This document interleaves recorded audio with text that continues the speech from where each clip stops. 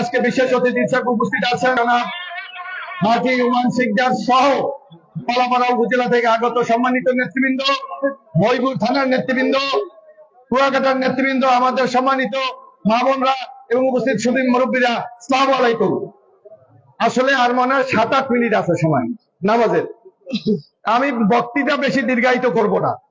এই যে আপনাদের পাশে যে বিল্ডিংটা দেখছেন, এই যেখানে আমরা সভা করছি, আপনাদের মনে থাকার কথা 2004 সালের 2রা ডিসেম্বর বেগম খালেদা জিয়া কলাপাড়া মুজাহিদুদ্দিন বিশ্বাস কলেজ মাঠে এসেছিলেন, মনে আছে আপনাদের?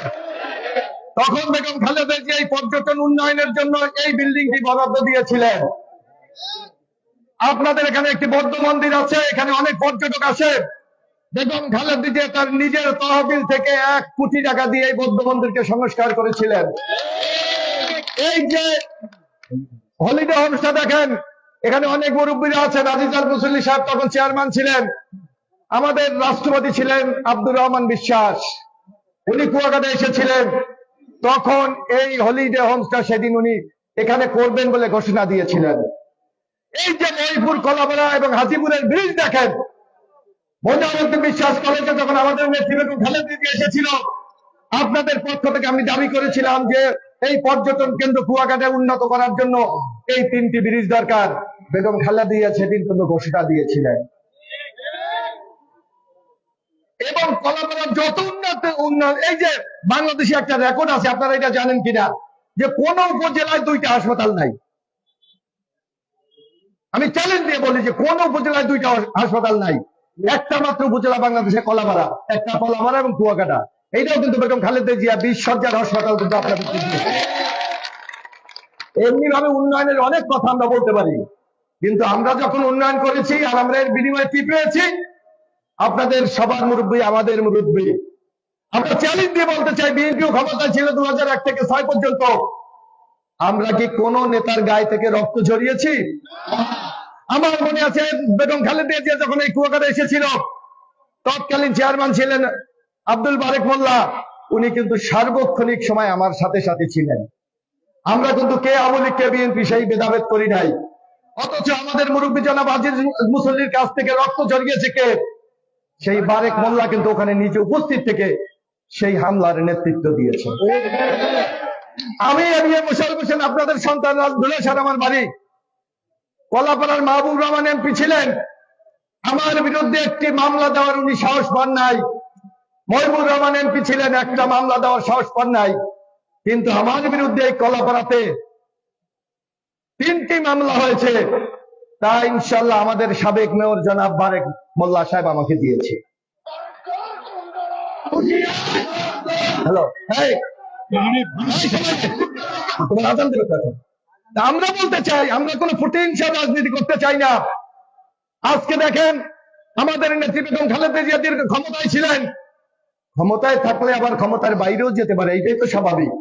কিন্তু বেগম খালেদা জিয়া কিন্তু দেশ ছেড়ে যান নাই, বরং শেখ হাসিনার মিথ্যা মামলায় বেগম খালেদা জিয়া প্রায় 6.5 বছর জেল খেটেছে, কিন্তু উনি বাংলাদেশের বাইরে কোথাও যায় নাই। কিন্তু আওয়ামী লীগের বন্ধুরা যারা আপনারা রাজনীতি করেন, আপনাদের নেত্রী কই? উনি পালাইছে। বাংলাদেশে যারা ইতিহাস পড়েন তারা দেখবেন এই ভারত উপমহাদেশে 2 জন রাষ্ট্রপ্রধান পালিয়েছে। একজন সেই মৌর্য আমলের লক্ষণ সেন, মনে আছে না? ইতিহাস পড়ছি আমরা ছোটবেলায়। আর এখন হলো শেখ হাসিনা পালিয়েছে। আওয়ামী লীগের নেতৃবৃন্দের কাছে বলতে চাই, কোন নেত্রীর নেতৃত্বে আপনারা দল করেন, যেই নেত্রী আপনাদেরকে এতিম বানিয়ে নিজে তার বোনকে নিয়ে বাঁচার জন্য ভারতে পালিয়ে গেছে? এই নেত্রীর রাজনীতি কি আপনারা করবেন না? আগামী দিনে যেই নেত্রী বেগম খালেদা জিয়াকে দীর্ঘ 6.5 বছর জেল খাটিয়েছে, তার বিরুদ্ধে প্রায় 40টির উপরে মামলা দিয়েছে, কিন্তু নেতা কর্মীদেরকে ছেড়ে কিন্তু বেগম খালেদা জিয়া বাইরে যায় না। বরং যেদিন 5 তারিখ শেখ হাসিনা পালিয়ে যায়, আমরা ঢাকাতে জনসভা করেছিলাম। বেগম খালেদা জিয়াকে ওই দিনই এই অন্তর্বর্তীকালীন সরকার মুক্তি দিয়েছে। খালেদা জিয়া অসুস্থ অবস্থায় বলেছে, এই বাংলাদেশের সকল মানুষকে আমি ভালোবাসি। বিএনপির নেতৃবৃন্দকে বলেছে, কোথাও যেন আওয়ামী লীগের একটা নেতা কর্মীর বিরুদ্ধে কোনো ব্যবস্থা গ্রহণ করা না হয়। এই হলো বেগম খালেদা জিয়া। আর শেখ হাসিনা কি বলে? আপনাদের অনেকে মনে আছে, একবার এক ঢাকাতে বসে বক্তৃতায় বলেছিল যে একটা লাশ পড়লে 10টা লাশ তোমরা ফেলে দেবে, বলেছিল না? আর শুধু তাই না, এখানে অনেক মুরব্বীরা আমাদের আছেন, ধর্মীয় পরায়ণ লোকরা, আমাদের মা বোনরা আছেন। এই শেখ হাসিনা বাংলাদেশের সবচেয়ে যে কাজটি করেছে সর্বনাশ এই জাতির, সেটা হলো আমাদের ভোট দেওয়ার অধিকার কেড়ে নিয়েছে।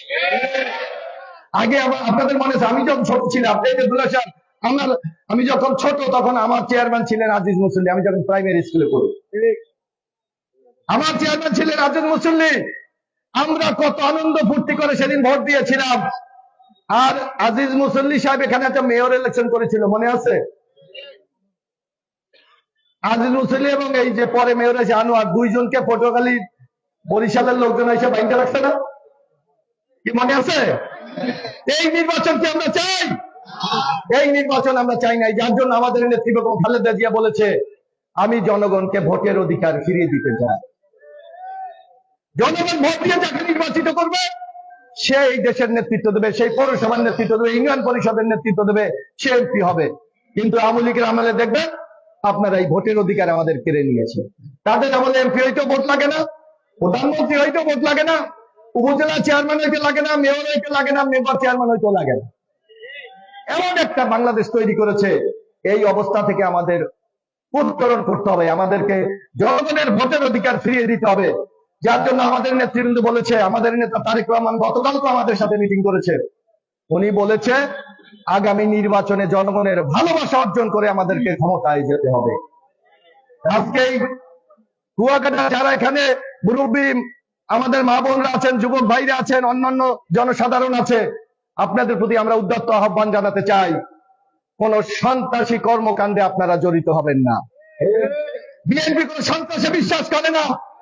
বেগম খালেদা জিয়া দীর্ঘ 6.5 বছর জেল কেটেছে, তারেক রহমানকে জোর করে লন্ডনে পাঠিয়ে দেওয়া হয়েছে, তারপরও কিন্তু আওয়ামী লীগের উপর আমরা কোনো হামলা করি নাই, কোনো অত্যাচার করি নাই।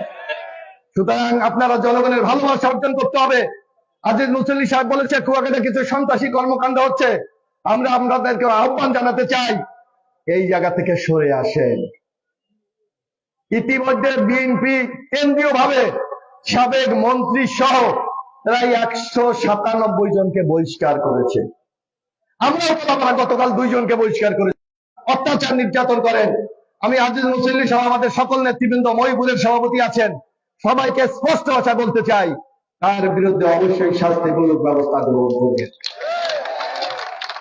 কারণ আমরা মানুষের ভালোবাসা নিয়ে ক্ষমতা যেতে চাই।